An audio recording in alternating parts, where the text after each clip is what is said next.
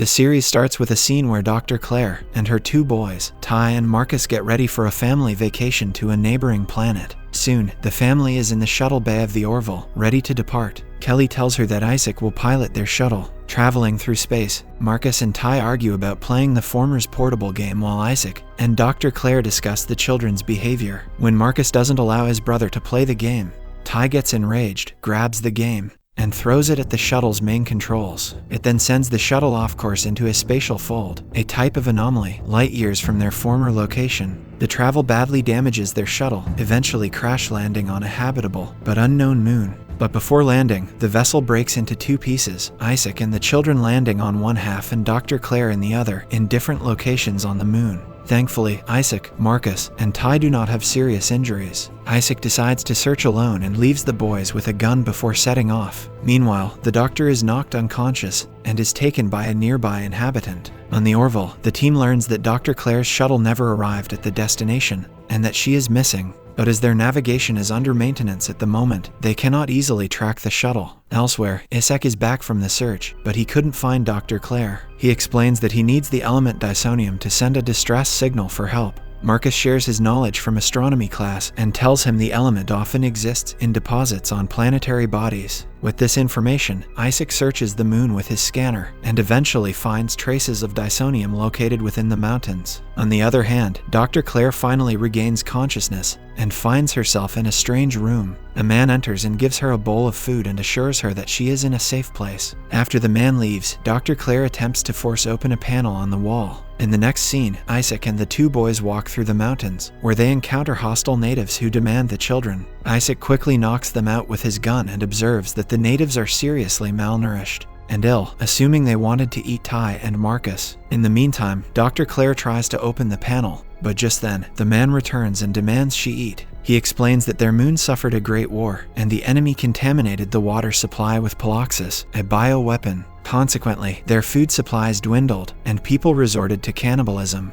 Isaac and the boys attempt to cross a river, but Ty falls in the water. Fortunately, Marcus pulls him forward and the group continues their journey. Back on the Orville, Bortus detects the spatial fold and Mercer speculates that Dr. Claire and the others entered through the fold. The Orville then enters the fold. Meanwhile, on the moon, Isaac awakens the boys after a restful night. Marcus is shocked to find Ty plagued by the same disease the natives have. It turns out that Ty got the disease when he fell in the water the other day. Desperate to escape, Dr. Claire cuts herself and then calls for her captive. She tells him that she needs her medical box from her crashed ship or will die of infection. Worried, the man leaves for the supplies while Claire manages to get into another room of the facility to find a knife and her communicator device. She then contacts U.S.S and her sons. Shortly after, her captive returns with the medicine box. Hiding behind her cell's door, Dr. Claire stabs the man and snatches his handgun. The man charges back, but she shoots him, killing him instantly. Following the encounter, Dr. Claire heads into the woods and meets Isaac and her sons at the shuttle crash site. She tends to a sick Ty while Isaac hastily installs the dysonium that they found in the mountains. Unfortunately, the dysonium's quality is poor and the shuttle's signal strength is weak, so they only get to send a brief signal. Luckily, back at the Orville, Alara picks up the signal, scans its location source, and finds 3 humans and 1 artificial life form. However, they also spot 24 sick, cannibalistic natives moving towards the same location. Isaac and Marcus manage to hold off the natives with their guns until the Orville arrives, which uses its cannons to scare away the horde. After the danger is averted, Dr. Claire and the others are finally back on the Orville. Ty gets an antidote from his mother, while Kelly suggests the doctor make more of the cure to help the moon's remaining survivors. Next, Kelly and Mercer are summoned by Admiral Halsey for a priority communication. In the briefing room, Halsey explains that the 2 species of the planet Lipovius, Navarians and Bruidians, have been at war to solely claim the planet. Both species lay claim as the original inhabitants of the planet. However, now they are open to a peace agreement that may conclude the years-long conflict. The Admiral continues that an ancient artifact containing residual DNA was discovered a year ago. The Navarians and Bruidians agree that the Planetary Union, acting as a neutral third party, can analyze the DNA to determine which species was the first settler. Both sides agree that the findings of the DNA will prove the rightful claim on Lipovius, and the Orville is to host the forensic archaeologist who will study the artifact.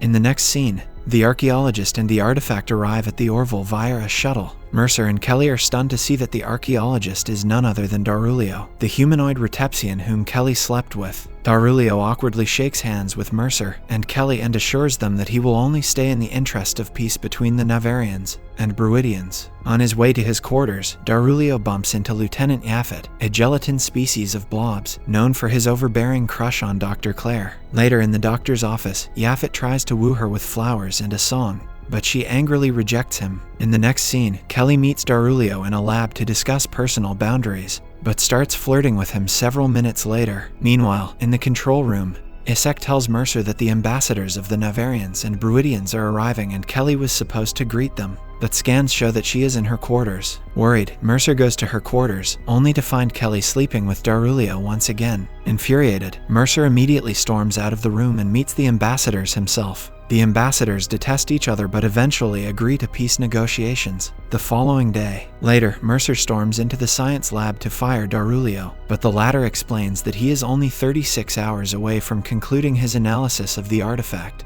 Oddly, Mercer's attitude softens and he begins to forgive Darulio. Before ending the conversation, he asks if they can get drinks later. The two make a date for 8 o'clock. In the meantime, Dr. Claire, wearing a prominent dress, rings Yaphet's quarters and he invites her in. Surprisingly, the doctor wants the gelatin to kiss her. Mercer gets ready for his date in his quarters when Malloy interrupts him to talk about the peace talks. Strangely, Mercer appears to be more interested in his evening with Darulio and asks if he looks good on a coat. This surprises Malloy and he wonders why Mercer is being good to Darulio. Later that evening, in their common dining hall, Alara and Lemar talk about Kelly's obsession with Darulio, but they're interrupted by the Navarian ambassador, who is angry that the results of the artifact are not yet complete. Mercer excitedly arrives at the hall, but fumes when he sees Kelly with Darulio. He joins them and asks for a drink for himself. While Mercer and Kelly compete for Darulio's attention, other crew members observe that their superior officer's behavior is erratic. In the control room, Ty and Marcus come looking for their mother. When Alara goes to check Dr. Claire's quarters, she finds her making love with the gelatin Lieutenant Yaphet. Shocked, Alara immediately flees the scene. The following day, Mercer arranges dinner with Darulio in his quarters. After Mercer leaves, a frustrated and suspicious Alara talks to Darulio, as her seniors have been acting weird since he arrived. He explains that his species releases a substance called pheromones when in heat that causes powerful sexual attraction behavior,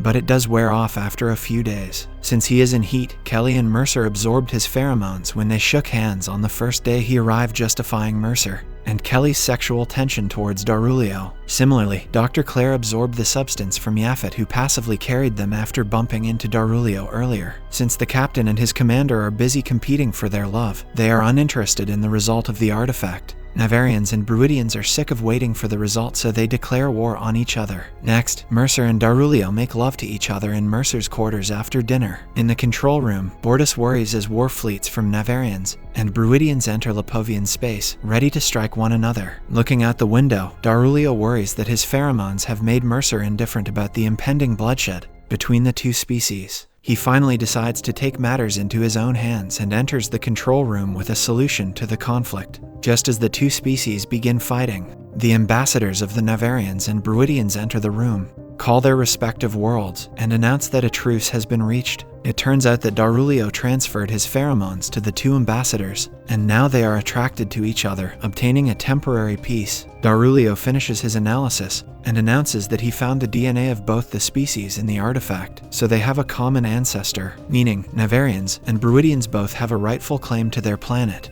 Before waving goodbye to Darulio, Kelly asks if he was in heat when she slept with him a year before. He pauses, then affirms, deducing the fact that she didn't cheat on Mercer purposefully. Subscribe to see more videos like this, turn on the notifications, and leave a like to help the channel grow. Don't forget to watch part 5, the season 1 finale part. Thanks for watching.